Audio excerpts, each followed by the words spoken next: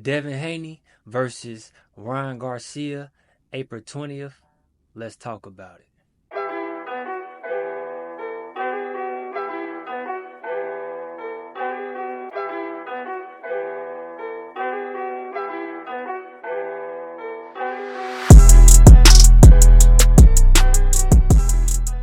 What's going on YouTube, man? It's your host, Big Money Pal, and this is Big Money Boxing. So today what we're going to talk about is Devin Haney versus Ryan Garcia. Devin Haney, 31 victories, 0 losses, 15 knockouts. Now, with Devin Haney, he is a boxing savant, okay? Meaning that he's a true pugilist of the sport. He is a very, very good boxer, okay? Very good boxer. He is well known for his jab. He probably has the best jab in boxing. The best jab in boxing. Good footwork, slick defense. You know, he does the shoulder roll from time to time and whatnot. But what we don't give Devin Haney credit for is his punch output and his respectable power. Meaning that what I say by respectable power meaning that guys is not just running in and taking his punches because they can take two to land they want to try to get them up out of there. Okay, now with that being said, he don't have the one punch concuss knockout power. He has the power, especially at this elite level, that he has to build up on it. Now he can probably hurt you and make you sting you and whatnot, but it's not necessarily the type of power that if he land this one shot is over for you. Okay. Now Ryan Garcia. Okay, 24 wins, 1 loss, 20 knockouts. The bigger puncher in this fight. Okay, Ryan Garcia is fast, very fast. Okay, sharp shooter. We don't give Ryan Garcia his credit or his just due to his antics on social media and how he really came up in the game as far as this boxing team. But Ryan Garcia really can box. Okay, you ain't gonna get this far without having some boxing abilities. Outside his punching power, he can box. Is he the better boxer than Devin Haney? No. Okay, but three victories against Devin Haney in the amateurs, it may serve him some just due in this fight. Both of them are better fighters than they were in the amateurs. Devin Haney also holds 3 victories over Ryan Garcia. Now, however, with this fight, I can see them two, with the antics on social media, them really going forward at one another for the first couple of rounds. Maybe the first round they trying to, feel each other out. I can see Devin Haney leaning and sticking some jabs to Ryan Garcia, and I can see Ryan Garcia doing the same thing and probably trying to press the action a little bit more. But he would be more patient in this one because of his mistakes versus Gervonta Davis, okay, versus Tank. So I could see him being a little patient, making Devin Haney feel his presence in his ring. And Devin Haney's going to essentially do the same thing, but I can see Devin Haney with a higher volume output versus Ryan Garcia. Devin Haney's going to let them jabs go. If he ain't going to do nothing, he going to let that jab go. Some right hands from time to time, stick him to the body from time to time with the right hand, okay, but with that jab, it's going to be let go. Ryan Garcia, what he would have to do is, in this fight, he would have to try to take away Devin Haney's jab. He got to try to take away his jab early. Discourage him from taking his jab.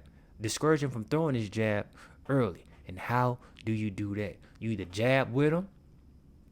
That's one. You either jab with him, or two, you catch him and you make him pay. Slip, catch, and then make him pay. That's the only way that you're going to discourage somebody from throwing a jab, okay? Especially when they're known for letting them jabs go, okay? Example, Errol Spence versus Terrence Crawford. Errol Spence is known for his jab. Very high volume punching. He throwing that jab. However, he couldn't really do too much with Terrence Crawford because Terrence Crawford took his jab away by letting him know that he has the better, sharper, stronger jab. And Ryan Garcia has to do the same versus Devin Haney. Devin Haney, what I encourage Devin Haney to do early in this fight is to go to Ryan Garcia body. Go to that body. Okay? You got to go to that body because the body is going to take away the gas. It's going to weaken the legs. Later on in the fight, that's going to pay dividends, okay, for a knockout or maybe a stoppage. I'm not saying Devin Haney is going to stop Ryan Garcia, but if he wants to stop him, that is a path that I think that he should take. Ryan Garcia, what I think you should do is when Devin Haney is letting them things go, you got to punch in between his punches. So you can catch one or catch two and whatnot. You have to punch in between his punches because that is going to hurt him via Jorge Linares. Jorge Linares caught him in a combination, okay? He threw a couple of decoy punches, and when he shot that right hand caught him flush, and he wasn't expecting that, and that really hurt him. And we all know what the saying goes in boxing. The punches you don't see be the ones that hurt you the most and or get you up out of there. So for Ryan Garcia, that's something that you will have to do versus Devin Haney. Now, how do I see this fight really playing out, or the victor of this fight is going to be? I'm always going to go with the better boxer, okay? And that is Devin Haney.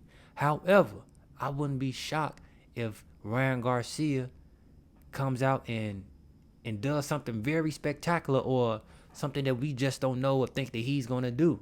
And that's probably knock or really hurt Devin Haney and get him up out of there. With 24 wins, 1 losses, and 20 knockouts, that is very much so possible. One thing we can say about Ryan Garcia, if he touch you right, he going to get you up out of there. Okay, he is the better finisher of the two, and that's because he has good punching power. And or if he hits you in the right spot, the right time, the right place, one punch knocking power. We all know him for that hook, but he has a really sharp right hand and a good uppercut too, from a rear uppercut. He has a really good rear uppercut.